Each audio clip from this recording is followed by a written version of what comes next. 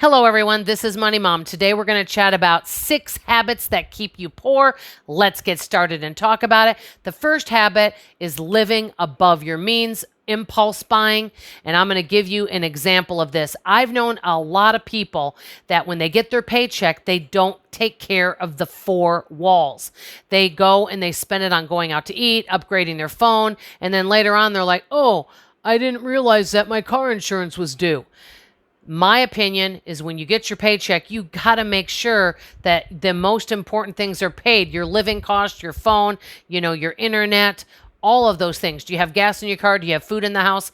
Your 4 walls. If you have leftover, make sure to put some money in savings for emergencies. And then say if you do have $100 left over and you want to spend a little bit of it to go out to eat, fine. But you got to make sure those other things are paid, because this is what I've noticed. Once you start getting behind in your bills, it's like falling down into a hole. It's hard to climb back up. And I've had that happen to me where I had a lot of extra debt and I had to get a part-time job in addition to my teaching job and work weeknights and weekends for a whole year because I wouldn't have been able to do that on my current salary. So the first one is simply living above your means. Okay, number 2, I think this is a huge problem. I don't think it's spoken about enough. Simply not making enough money.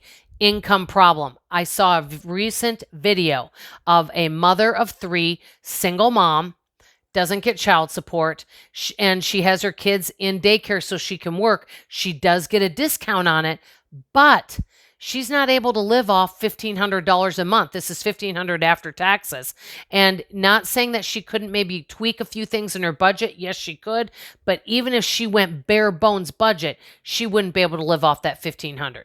And so I think that sometimes people simply don't make enough. That's why I love the power of the side hustle. Even an extra $250 a month can really help you out.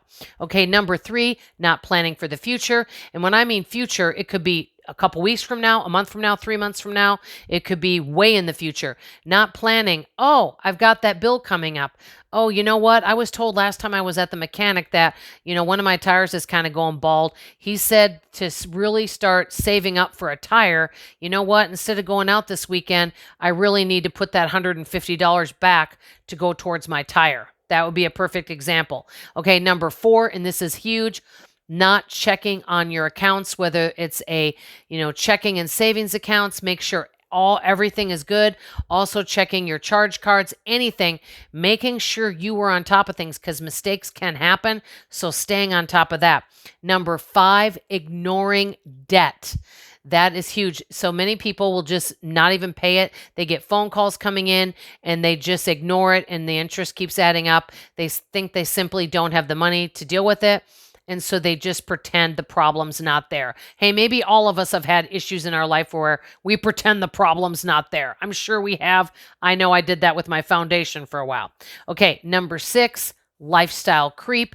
Hey, I'm guilty of this. Let's say you do start making a little bit more, and I'm going to give you a really good example on this. So say you just paid off your car and your car payment was $400 a month. Now you've got that $400 a month free, but instead of saving it for the next vehicle, all of a sudden you don't know where that $400 went. And a lot of times that's why I heard people do savings is what they'll do is they'll treat their savings like it's a bill you have to pay. So let's say you really want to save $400 a month to go towards that car. You treat it like you have to pay it, like it's a must. And so a lot of folks will just simply take that $400 and they don't even know where that money went. So these are just some habits of the poor. To be totally frank, out of all of these, the one that I'm probably the most guilty of is not planning for my future. For example, my 70s and 80s, not planning for that and not even thinking about it. And also another thing is lifestyle creep.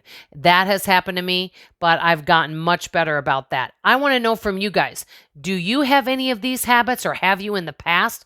And can you think of other habits that keep people poor? I'd love to hear from you in the comments below. That's all I have to say for now. I love you. I appreciate you. And like always, I'll see you on the next video. Bye-bye.